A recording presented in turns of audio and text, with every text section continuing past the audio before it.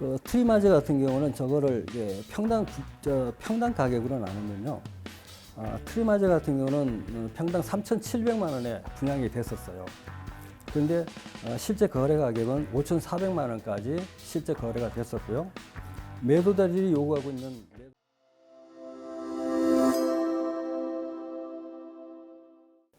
저는 발표자 최중식입니다. 132기 D조 지역 브리핑 시작하겠습니다. 저희는 서울의 중심 한강이라는 주제로 발표를 준비했습니다. 한강의 기적이란 말이 있습니다. 우리나라 경제 성장의 바로미터가 바로 한강이 변화하는 모습으로 나타내는 말입니다. 세계인들은 이제 한강을 통해서 대한민국의 위상을 느끼고 있습니다. 그렇다면 한강의 프리미엄 가치는 얼마나 될까요? 오늘은 한강의 시대적 발전에 따라 그 프리미엄 가치의 변화를 알아보겠습니다. 이 그림은 한강을 중심으로 본 서울의 시대적 변화 모습을 보고 계신데요. 저쪽 제일 왼쪽 그림을 보시면 1920년대 이전의 서울의 모습이고요. 해방 이후 서울은 산업화로 인해서 인구가 늘어나면서요. 서울은 팽창하고 현재 이런 모습이 되었습니다. 현재 서울의 행정구역도를 보고 계신데요. 한강은 서울의 중심에 이렇게 위치하고 있습니다. 동쪽의 광동구에서부터 서쪽의 강서구까지 11개 구가 서울에 접해 있습니다. 여러분, 우리는 주거 환경으로서 갖춰야 될 요건으로 무엇을 우선시하고 있을까요? 안전성과 쾌적성, 편리성과 산해성 등 여러 가지 요소가 복합적으로 작용한다고 하는데요. 오늘은 오늘의 주제 한강을 이야기하면서 한강이 우리 주거 환경에 미치는 영향에 대해서 알아보도록 하겠습니다. 자, 이 그림을 한번 감상해 보시죠. 굉장히 뛰어난 자연환경을 자랑하고 있습니다. 주거 환경 요건으로서 쾌적성 측면에서 굉장히 높은 평점을 받을 수 있을 것 같습니다. 그러면 이 그림들을 한번 보시죠. 왼쪽 그림을 보시면 강물이 범람해서 온천지가 물바다가 됐고요. 오른쪽 그림을 보시면은 강물 하천물이 오염되고 썩어서 사람들이 가까이 할 수 없을 지경입니다. 이 그림은 그 원시적인 한강의 모습인데요. 지금 상황과 좀 다른 점을 보실 수가 있을 겁니다. 다름이 아니고 잠실과 뚝섬과 여의도 등 이게 섬으로 되어 있다는 것이죠. 이거 말고도 한강유역에는 섬이 무수히 많습니다. 이처럼 한강유역에 섬이 많다는 것은 무슨 의미일까요? 우리가 하천 흐름을 잘 관찰을 해보면요. 경사지역과 평야지역이 정반대 확연한 다른 모습을 볼 수가 있습니다. 평야지역에서는 유속이 굉장히 느리고요. 그렇기 때문에 빗물이 정체되는 현상을 보이고요. 그리고 유속이 느리기 때문에 토사가 이곳에서 퇴적되면서 강바닥은 점점 높아지는 특징을 보이게 됩니다. 실제로 옛날 그림을 한번 다시 보시면요. 이쪽 강남 평야라고 표시가 되어 있는 걸 볼 수가 있습니다. 이렇게 이것은 무슨 말이냐면은 여기 짙은 색으로 표시된 부분에 비해서 나머지 옅은 색 부분이 상대적으로 저지대라는 얘기고요. 그리고 저지대 평야 지역에서는 이런 특징이 있는데요. 비가 많이 오면 상류 쪽에는 많은 빗물이 내려오는데 여기서 빗물이 정체되기 때문에 강물은 금방 범람해서요. 그 주변의 그 평야 지역에 물에 잠기게 됩니다. 그래서 그 상대적으로 높은 부분이 이렇게 섬으로 나타내는 특징을 보이게 되는 것입니다. 이것은 실제로 그 강남구 일대에 개발되기 이전의 모습이거든요. 여기 보시면 잠실 섬이 있고요. 그 다음에 건너편에 일원동, 대치동, 삼성동이 이렇게 보이고, 그 사이로 송파강이 이렇게 흐르는 것을 볼 수가 있습니다. 이런 상태에서 이 송파강의 빗물이 좀 많이 오게 되면 그 일대가 물에 금방 잠기는 하천 부지라는 것을 볼 수가 있습니다.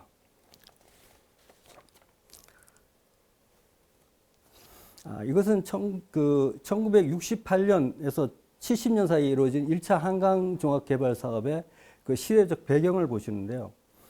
1960년대 말 우리나라는 경제 성장으로 인해서 서울의 인구가 폭발적으로 증가를 하게 되는데요.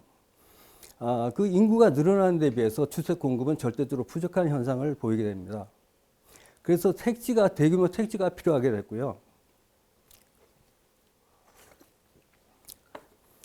그래서 한강변에 그 공유 수면을 매립을 해서 택지 지구를 조성하게 되면서 저쪽 강남과 여의도가 이제 신도시로 이제 되면서 원래 구구 도심과 이렇게 축으로 연결돼서 서울은 이제 다핵도시 모양으로 이루어지게 됩니다. 그리고 이것은 개발되기 이전의 뚝섬과 잠실의 모습을 보고 계신데요. 그리고 이것은 개발될 당시의 동부 이천동의 모습입니다. 백사장이 굉장히 넓은 것을 보실 수가 있고요. 그 앞쪽으로 이제 제방을 높이 쌓고 그 위로 이제 도로를 건설한 것이 강변북로이고요. 그 안쪽으로 이제 토지를 매립을 해서 생긴 곳이 동부 이천동입니다. 이것은 강남의 개발 당시 모습인데요. 강남 쪽 지면하고 이렇게 쭉 이렇게 보면은 강남 쪽 지면이 한강의 수면하고 거의 수평선상에 있는 것을 볼 수 있고요. 강남 쪽 지대가 굉장히 낮은 것을 보실 수가 있습니다. 즉 다시 말해서 한강물이 조금만 불면은 언제든지 침수될 것이라는 것을 확연히 알 수가 있어요. 그래서 1차 한강 개발 종합 개발 사업을 통해서 이렇게 4개의 택지 지구가 이루어지게 됩니다. 그리고 여러분 잠실에 대해서 얘기를 좀 하겠는데요. 잠실이 섬이었다는 얘기를 여러분들은 알고 계셨나 모르겠는데 저는 사실 이 자료를 준비하면서 처음 알게 된 사실이고요. 잠실이 섬이었다는 얘기보다 좀 더 놀라운 사실은 원래 강북은 잠실은 강북이었다는 사실인데요. 이건 무슨 말이냐고요? 저기 보시면 여기 삐죽한 부분이 지금 롯데월드의 석촌호수 부분입니다. 여기 이 부분이요. 석촌호수 부분인데 그 잠실은 저렇게 반도 모양으로 해서 강북 쪽에 붙어 있었어요. 그런데 1925년에 대홍수가 있게 됩니다. 7월 11일부터 12일 상간 이틀 상간에 300 내지 500mm의 비가 내리게 됩니다. 그리고 16일, 18일 상간에 또 635mm가 또 내리게 돼요. 그러면 11일부터 18일 사이 일주일 상간에 1000mm 이상의 비가 내리게 된 것입니다. 그래서 그때 지금의 물길이 새로 생기게 됐고요. 그래서 옛날 사람들은 기존의 물길을 송파강이라고 했고 새로 생긴 물길을 신천이라고 했습니다. 그래서 잠실은 이렇게 신천과 송파강에 둘러싸여서 이제 섬이 됐던 것이죠. 그리고 한강 개발을 통해서 신천을 남겨두고 이쪽으로 송파강을 매립함으로써 그때부터 이제 잠실은 강남 땅이 됐던 것이죠. 그리고 오른쪽 그림을 보시면은 그 당시 일본 신문입니다. 일본 신문인데 머리 기사에 보시면 대홍수라는 머리 기사를 보실 수가 있고요. 그다음에 이것은 뚝섬 유원지의 모습을 보고 계십니다. 요즘 여름철이면은 해수욕을 한다고 하지만 70년대는 이와 같이 강수욕을 했습니다. 한강에서. 저희 부모님은 1972년도에 이제 한강에서 장사를 좀 하셨어요. 근데 그 1972년도에 대홍수가 또 있게 됩니다. 그때 저희 부모님은 그 3일 동안 그 뚝섬에 고립이 돼서 갇혀 있었다는 얘기를 하셨는데, 지금 저쪽 그림을 보시면 뚝섬, 지금 그 서울의 숲 그 자리가 옛날 뚝섬 유원지입니다. 지금 보시면 저기 섬이 아닌데요. 저거는 이제 평상시는 섬이 아니었다가 이제 한강 수위가 좀 높아지고 중랑천이 이제 범람하면 저 뒤에가 이제 물이 잠겨서 이제 뚝섬이 섬이 되는 겁니다. 여러분들도 지금 잘 아실 겁니다. 아마 성수대교에 이렇게 올라서면은 서울의 숲이 굉장히 아래로 내려라 보이죠. 그러니까 그 말은 이제 당시 뚝섬 유원지가 굉장히 지대가 높지 않고 낮았다는 얘기를 알 수가 있거든요. 그러니까 아마 그 그 경우에 따라서는 뚝섬 전체가 물에 잠길 수도 있는 그 가능성이 있다는 얘기를 말씀드리는 겁니다. 지금 홍수가 지면 강물은 보통 이렇게 무섭게 변해요. 그러니까 그때 당시 이런 무서운 물기 속에 한가운데 고립이 되셨다는 그런 얘기를 말씀을 드리고 싶고요. 그 다음에 1972년도 당시 한남동의 모습입니다. 이 외에도 영등포, 뭐 용산, 할 것 없이 그 한강 유역 전체가 이와 같이 물에 잠겨 있었다는 자료를 볼 수가 있었고요. 그 다음에 이건 한강의 기억 물고기에 대해서 많이 들어보셨나 모르겠는데, 이 이야기는 1970년대 초부터 있었던 이야기입니다. 한강, 서울이 이제 산업화되면서 이제 공장 폐수로 인해서 한강이 오염되기 시작해가지고요. 이제 중금속 오염도가 이제 심각한 수준에 이를 때부터 이제 그 물고기는 집단 폐사를 하게 되고요. 이와 같이 기억 물고기가 속출하기 시작한 겁니다. 그리고 이것은 그 당시에 그 청계천의 모습이에요. 그 무허가 판저천이 이렇게 굉장히 무질서하게 이제 있는 걸 볼 수가 있는데, 여기에 국한된 것이 아니라 그 한강 유역 전체가 이와 같은 상황이었습니다. 지금까지 보신 것은 1970년대 그 한강 유역의 그 생활상을, 실제적인 생활상을 보신 건데요. 이런 모습을 봤을 때 당시 한강 유역, 당시까지만 해도 한강 유역은 주거 환경으로서 굉장히 적합하지 않았다는 것을 볼 수가 있습니다. 그리고 2차적인 한강 종합개발 사업이 있게 되는데요. 그 시대적 배경을 보시고 계십니다. 그 홍수에 취약한 그 지형적인 여건에 따라서 한강변 지역은 상습적으로 침수되는 그런 지역에 있었고요. 산업화로 인해서 그 한강은 공장 폐수로 오염되어 있었고, 아까 보셨듯이 그 한강변에는 그 무질서하게 난립한 그 무허가 판저천이 그 시대의 최대의 골칫거리였습니다. 그러다가 1980년대 88 올림픽을 유치하게 되면서요. 외국 관광객들에게 우리나라의 그 경제적인 그 발전상을 보이기 위해서 이제 적극적으로 이제 개발을 시작하게 된 겁니다. 그리고 그 첫 번째 사업이 이제 저수로 정비 사업입니다.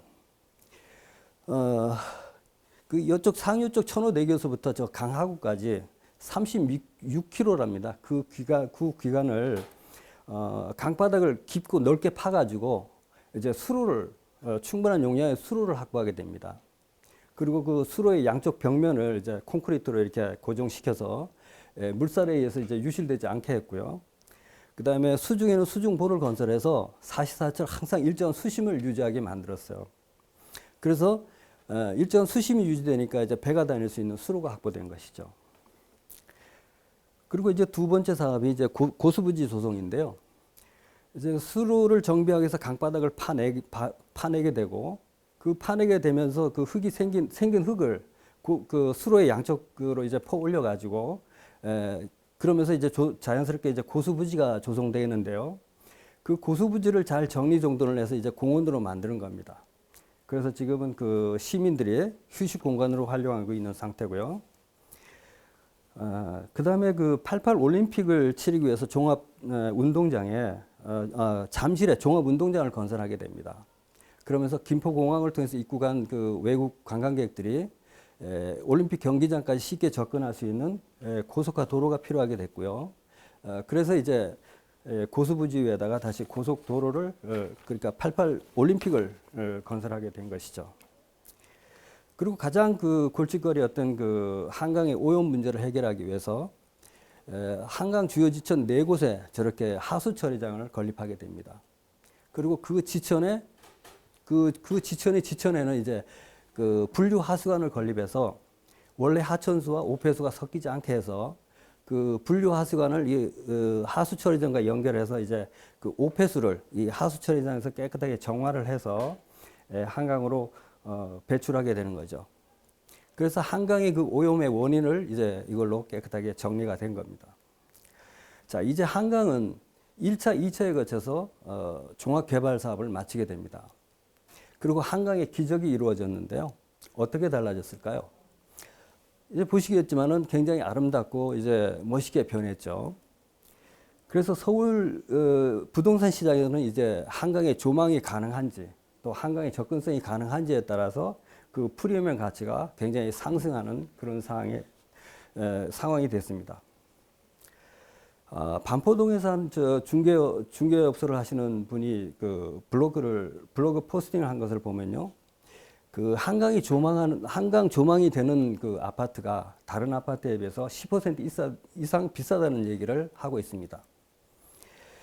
한강은 산업화 이전에는 자연 상태의 하천이었습니다.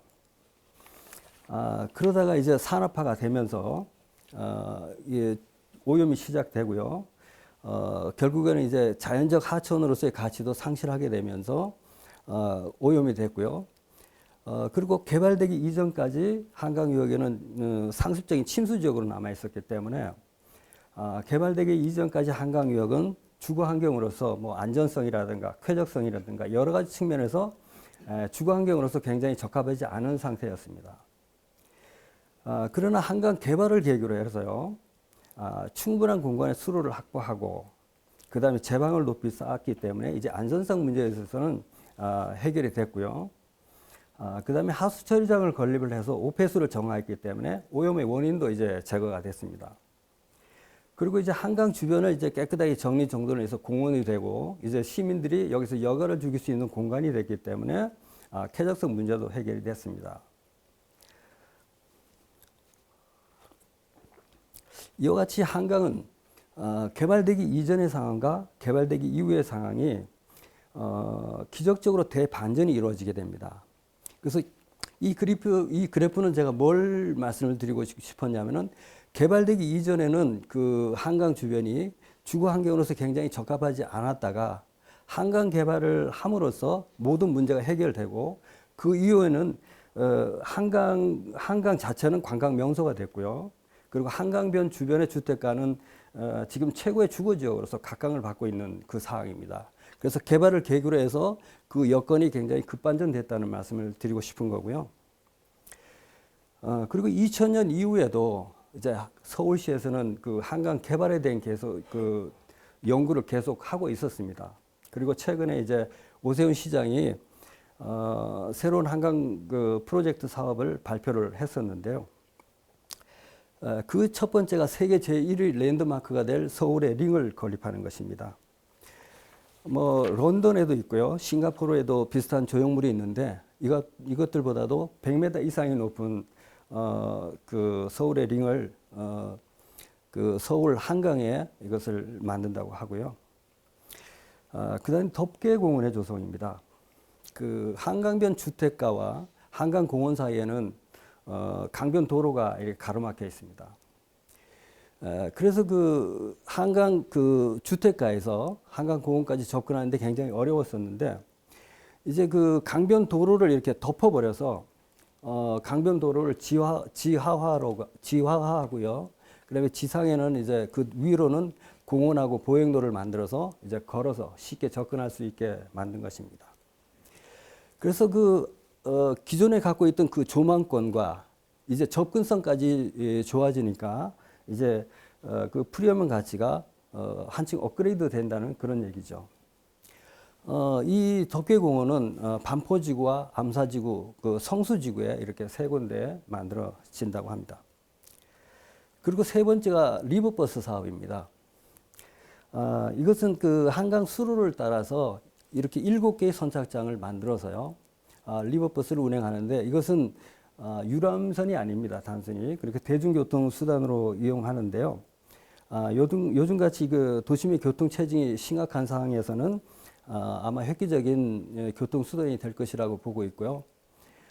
이것은 급행과 완행으로 두 가지로 운행이 되는데 급행 같은 경우는 저쪽 그 하구 쪽의 마곡지구에서부터 출발해서 여의도를 한번 거쳐서 이제 잠실 선착장까지 급속으로 오는 거고요. 나머지 완행은 7개 선착장을 다 거치면서 다니는 겁니다. 그리고 네 번째가 이제 한강 전역을 이렇게 7개의 권역별로 나누어서 권역별 테마에 맞춰서 이제 균형적인 개발을 한다는 얘기고요. 이처럼 한강은 지금까지 시대적 필요에 따라서 많은 변화 발전을 했습니다. 그래서 최근 그 몇십 년간의 그 한강의 변화는 한강 부동산 시장에 많은 영향을 미쳐왔습니다. 도시 재생 사업으로 인해서 공원화가 되면서 시민들의 그 휴식 공간으로 이제 다시 돌아옴으로써 대한민국의 경제적 발전의 이제 표상이 되고 있는데요. 한강을 바라보는 전망 그리고 생활 환경으로 인해서 부동산의 프리미엄 가치는 계속 상승하고 있습니다.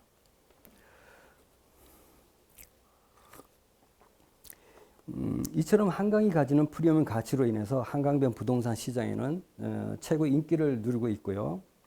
한강변에서 이루어지는 재개발, 재건축 아파트들은 지금도 관심을 받으면서 개발 진행 중에 있습니다. 우리는 그중에서 용산 국제업무지구를 주목을 해야 됩니다. 저기 제일 높은 100층의 랜드마크 전망대가 있고요. 그 보시면 그 조경시설도 굉장히 입지적으로 녹지 공간이 조성이 되고요. 그 다음에 여기 보시면은 건물의 고층 부분을 이렇게 저렇게 연결해서 1.1km의 그 스카이레일이 조성이 됩니다. 이런 같이 기존에 볼 수 없었던 차별적인 요소가 많이 있고요. 저쪽에 그 가운데 그 빨간색으로 표시된 부분이 국제 업무존이고요. 그 다음에 그 가운데 짙은색 파란색 부분이 그 업무 복합존입니다. 저기에는 그 정보통신기술과 인공지능 등 그 업무 시설이 들어서는데요. 그게 이렇게 칸칸이 된 게 9개 건물이 쭉 거기에 입지합니다. 그 9개 건물의 그 45층 부분을 서로 이렇게 연결을 해서 1.1km의 그 스카이레일이 이제 이렇게 조성이 되는 거죠. 그러면 그 스카이레일을 이렇게 걸어 다니면서 서울시 전망이 가능한 그 보행 전망교가 됩니다. 그리고 제일 바깥쪽에 업무 지원조는 6천 가구의 주거시설과 그 다음에 교육, 문화 등의 지원 시설이 들었습니다. 그리고 용산국제업무지구는 2025년에 이제 착공을 시작해서요. 2028년에 이제 일반 분양될 예정입니다. 그리고 그 분양가에 대해서 아직 공개된 자료는 없기 때문에 거기에 대해서 드릴 말씀은 아직 없습니다. 그리고 두 번째로 주목해야 될 것이 성수지구입니다. 성수지구는 그 서울의 숲이 조성되면서 이제 관심을 받게 됐고요. 그 주변으로 해서 첫 번째 트리마제와 서울 아크로포레스트와 갤러리아 포레가 있고요. 그 중에서도 3명의 추가 분양자를 뽑는데 26만 명이 모여서 그 당첨되는 3명 그 당첨자는 10억 원의 로또 당첨자라고 했었습니다. 그도 그럴 것이 분양가 2배의 프리미엄이 당시 입주 전에 벌써 형성이 됐었기 때문에 그런 얘기를 하는 거고요. 이 최고층 49층 높이에서 바라보는 한강과 서울의 숲의 조망은 가히 환상적이라고들 합니다. 이것은 전략정비구역인데요. 성수동 전략정비구역인데 이것은 여기 서울의 숲 옆으로 이 강변 쪽으로 이렇게 조성이 되는 겁니다. 이것은 1, 2, 4죽으로 나누어서 이렇게 개발될 예정인데요. 아까 저 덕계공원이 성수지구에 생긴다고 했는데 여기에 덕계공원이 생기게 되는 겁니다. 그러면 아파트 자체의 그 조망권과 그 한강에 대한 접근성까지 더블 찬스를 맞이하게 되는 겁니다. 그래서 한강 그 아파트 자체의 그 조경 시설과 한강 공원이 하나로 이제 어우러져서 최고의 프리미엄 가치가 창출될 것이라고 보고 있습니다. 그리고 이것은 지금 성수동에 있는 아파트의 가격에 대해서 분양가 대비 실제 거래 가격과 매도자들의 매도 호가를 지금 좀 살펴보도록 하겠습니다. 그 트리마제 같은 경우는 저거를 평당 가격으로 나누면요. 트리마제 같은 경우는 평당 3,700만 원에 분양이 됐었어요. 그런데 실제 거래 가격은 5,400만 원까지 실제 거래가 됐었고요. 매도자들이 요구하고 있는 매도 호가는 지금 1억 700만 원을 요구하고 있습니다. 그리고 여기 갤러리아 포레 같은 경우는 일반 분양이 5,700만 원까지 됐었고요. 실제 거래 가격이 9,800만 원이고 매도자들은 1억 4천만 원까지 요구하고 있습니다. 그리고 대장주라고 할 수 있는 여기 서울 아크로포레스트 같은 경우에는 6,100만 원에 일반 분양됐었는데요. 1억 2,900만 원까지 실제 거래 가격이 형성되고 있었습니다. 그리고 매도자들은 1억 5천까지 요구하고 있습니다. 이제 거기에 비해서 이제 새로 조성되는 전략 정비 구역의 예상 분양가를 보시면요. 조합원 분양가를 평균적으로 내보면요. 평당 8,200만 원 선에서 분양가가 형성되어 있고요. 그 다음에 일반 분양가는 1억 1천만 원입니다. 그리고 세 번째로 주목해야 될 것이 우리는 반포지구를 주목해야 합니다. 이렇게 3호선하고 7호선하고 9호선이 이렇게 지나면서 반포동 지역 곳곳에 그 지하철역이 곳곳에 이렇게 있는데 이것을 보면 반포동 전체가 초역세권이라고 할 수가 있습니다. 그리고 이 반포동에는 그 고속버스 터미널과 경부고속도로, 롯데칠성 부지의 그 개발 호재가 있기도 하고요. 여기도 아까 말씀드렸지만 여기도 덮개공원이 조성되는 곳입니다. 그래서 성수지구와 같이 조망권과 접근성의 더블 찬스를 맞은 곳이기도 합니다. 이제 이 반포지구에서 가장 뜨거운 감자인 반포주공 1단지, 거기는 이제 반포대로를 사이에 두고요. 이제 1, 2, 4주구와 3주구로 나눠서 개발되는데 1, 2, 4주구는 현대건설에서 DH 크로스를 2026년에 입주할 예정으로 지금 그 재건축 중에 있습니다. 여기에는 최고 35층 건물을 49개 동을 져서요. 5,256세대의 대단지가 될 것이라 하고요. 3,000 가구가 조망이 가능하다고 합니다. 그리고 단지 내 초등학교, 중학교, 그 다음에 워터파크, 오페라하우스 등 최고의 편의시설이 들어설 것이라고 합니다. 그리고 여기는 평당 분양가가 1억 원이 넘는 역대 최고의 분양가를 기록했던 곳입니다. 그리고 이것은 3주구에 생기는 레미안 트리니 1이고요. 2025년에 입주 예정입니다. 여기는 2091세대가 입주할 예정입니다. 반포주공 1단지 아까 분양가가 1억 원이 넘었었다는 말씀을 드렸는데요. 최근 분양가에 실제 거래되는 가격대를 보면요. 2025년 32평 같은 경우는 2022년 6월 달에 59억까지 갔었다가 그 사이 좀 오르락 내리락 하다가 지금 최근에는 54억까지 거래가 되고 있습니다. 그리고 42평 같은 경우에는 2022년 9월에 73억까지 거래됐다가 이 역시 오르락 내리락 하다가 최근에는 62억까지 거래가 되고 있습니다. 이상 저희 D조업 지역 브리핑을 마치고요. 저희는 강은희, 민병진, 한춘희, 오문숙 대표님과 함께 준비했고요. 저희 슬로건은 한강이여 영원하라, 네오비어 널리 퍼져라, 네오비의 무궁한 발전을 기원하면서 오늘 발표를 마치겠습니다. 감사합니다.